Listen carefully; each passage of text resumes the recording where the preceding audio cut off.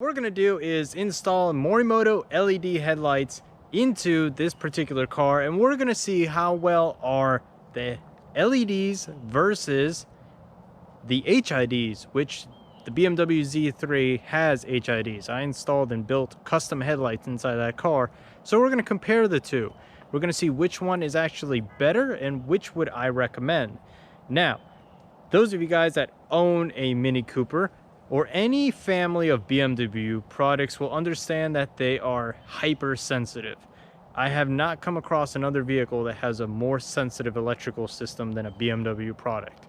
Literally, all you have to do is blow on the wires and you'll get the whole dashboard will light up like Christmas morning. So we're gonna have to use some special components to make this work, and I'll explain all of that in this video. What exactly are Morimoto LED headlights? Well, these are them right here. This is actually the brand new one. This is the 2-stroke 2.0, which is a huge performance upgrade versus the 1.0. Those of you guys that remember my Mercedes and nagged me for hours on end, why didn't I do LEDs? It's because at the time they sucked. So these are supposed to be way better, and I'm really excited to see the performance on them. So the color that I got was 5K, which is supposed to be hyper white, kind of like the color of this car. And this is them. This is the LED bulbs themselves. Now these are insane, and they feel awesome in the hand. Yes, the first thing you guys notice is the blade tip. There are 6 LEDs on here, one for high beam and one for low beam. And this particular pattern, the blade pattern, works a lot better than the patterns that you guys find on Amazon. If you guys find any bulb on Amazon that's LED, I guarantee you it's not going to work as good as this. This pattern has been proven with multiple manufacturers to be the best. So I'm pretty excited to put this to the test. I'm excited that the fan is now electromagnetic free-floating fan that's in there, so it's going to make no noise. The driver shrunk a lot, and that is a huge improvement that it shrunk that much. But the bad news is, because this is a BMW product, I need extra components. And by extra components, I mean this. I need this massive capacitor that's gonna reduce the flickering and prevent the error code from popping up inside the car. This is the most stressful thing about having BMW, Mercedes, basically any car with the auto bulb sensing. You're gonna need this. So we're gonna go ahead, get started. Should be really quick install. I mean, it's just all plug and play. So let's pop the hood and get this out. The way that this is going to work is one side is going to plug in directly into that plug over here, just like this. There is a specific orientation. The male is going to go to the female, and the female is going to go to the male from the LED. Just like that. Thank you. Classic flex moment.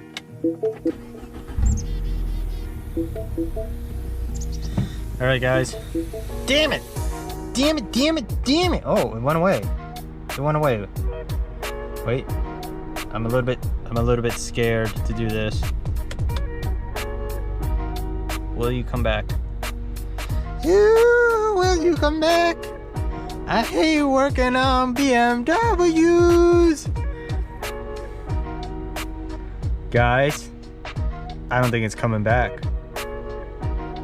It's not coming back, guys. Oh, let's try flashing it. Flash. Guys, it's not coming back. All right.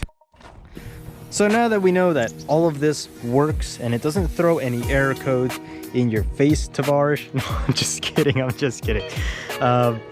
Yeah, those of you guys that don't know that joke, Tavarish was working on a Mini Cooper, and the guy that he was working with couldn't figure out how to get the light to stop showing up on the system. Oh, forget it. You know what? Just watch that video up here. So I'm going to go ahead now and take all of this and just stuff it into the turkey. There's a big difference between the two. Not only in terms of color, but in terms of brightness. I mean, look at that. And then look over here. That's the brightness. Of course, we'll see at night just exactly how bright are they, especially when it's next to the Z3 over there. So I'm pretty excited to see the comparing of the two. Now, the reason why I didn't just stuff this in there like a turkey like I originally wanted is because it felt a little bit warm. So I'm gonna let it run for a bit just to see how hot does it get. I mean, if it gets hot enough to melt plastic, I probably won't just stuff it in there like a turkey, and I'll have to come up with a creative solution to mount it somewhere. I have a bad feeling that that thing is getting insanely hot. So I'm gonna just check it to see where it's at right now. It's 150.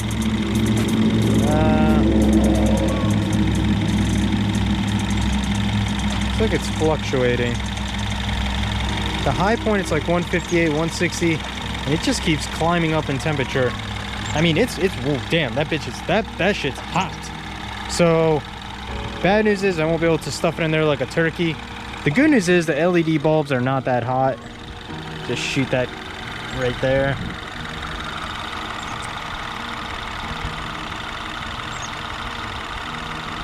So the LED bulbs are running in at about 100 degrees. Let's go ahead and check the factory side. All right. I'm curious now.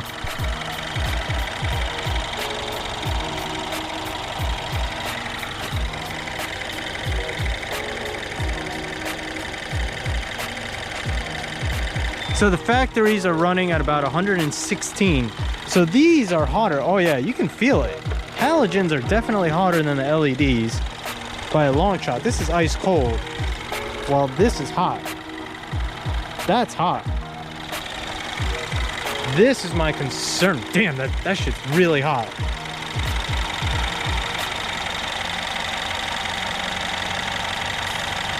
Yeah, that is my concern. That thing is getting insanely hot. So I'm gonna have to find a position for that. I'm gonna have to mount it somewhere. Beginning to look at positions like this, over here. Gotta get kind of creative now, because if I don't want that check engine light to come on, which it's definitely not on right now, I can't have that temperature range inside a plastic container like this, because it'll just melt the headlights. So I just want to show you how I have everything on here. That way the water stays out of here. I reduce the chance of condensation. This is my final mounting location after deliberating and talking to a few other people that have worked with minis. This came to be the best spot, and what we thought of was just to cut out a little section like that. The way the rubber can pressurize itself up against the wires over here. And what we had to do is actually just cut a small little section. We didn't cut it all the way back like that because we wanted to give it as much protection from the elements. And then that way this will sit in there just like that. And then it'll come back and it'll be on there nice and tight. So you get a nice seal all the way around, and you're as much protected as you possibly can be. And it's going to get drilled in right there, just like that.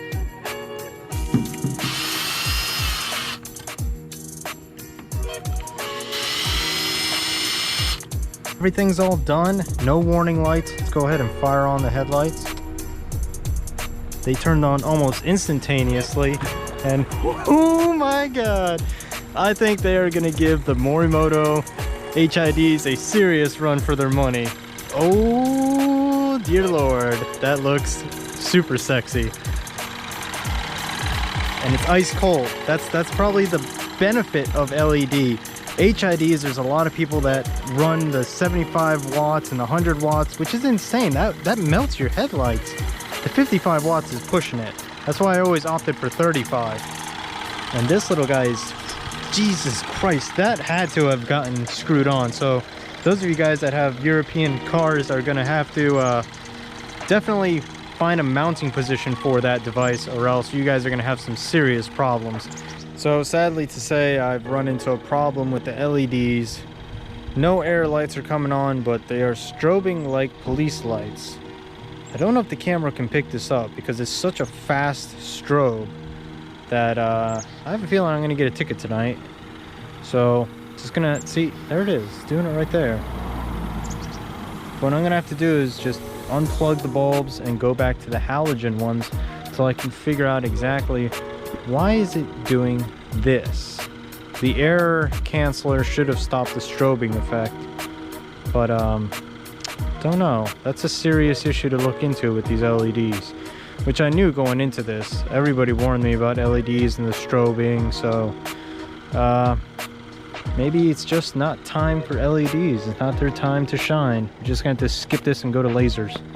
Go ahead, take this car, rotate it around. I'm going to move my buddy's cars that way. And we're going to move the Z3 over here. And we're going to have a firing match. Oh, you know what? I think it would be better if we put the cars over here. Yeah, Sam Crack and me both have farms. So I'm going to put both the cars right here. And we're going to do a firing match in this direction. And we're going to see just how far do the lights go. This should get really, really interesting. I'm really, really excited to see all of this happen.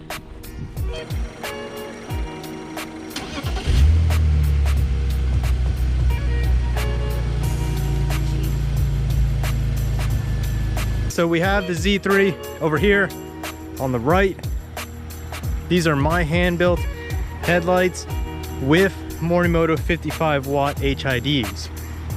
This is Morimoto's two-stroke LEDs in the Mini. So just looking out in the playing field right now, this is what we're looking at.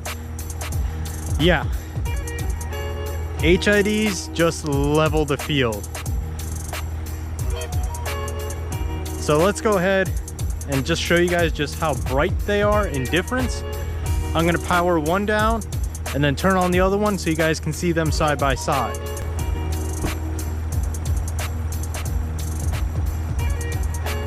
There it is with the Mini powered off. You guys can still see the full power of the HIDs.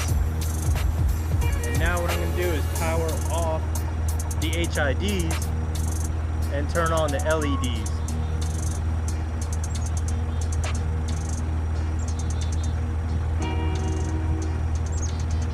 Definitely no contest here. LED technology is just not as powerful as HID technology.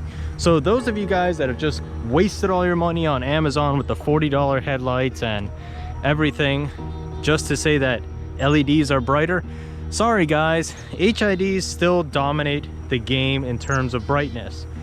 They are both adjusted correctly, so that is not the problem. The problem is just the beam pattern. HIDs, the bulb itself, is an actual bulb. It's bouncing off the light much better. LEDs, doesn't matter which one you guys get. If you guys want to waste money away on the Amazon ones, you can. Even if you guys want to spend the big money on the Morimoto ones, it's not going to compare to these HIDs. I'm sorry. And this is a big L for LEDs. Gonna give the W to HIDs. There's no contest here, and I'm definitely a little bit disappointed that I screwed those in to the Mini, because now I'm gonna have to take them out and change them over to HIDs, because I'm just not happy with that. That's not gonna go good for off-road. I mean, there's Diego walking towards me, and yeah, there's no way I could see him unless the HIDs were on.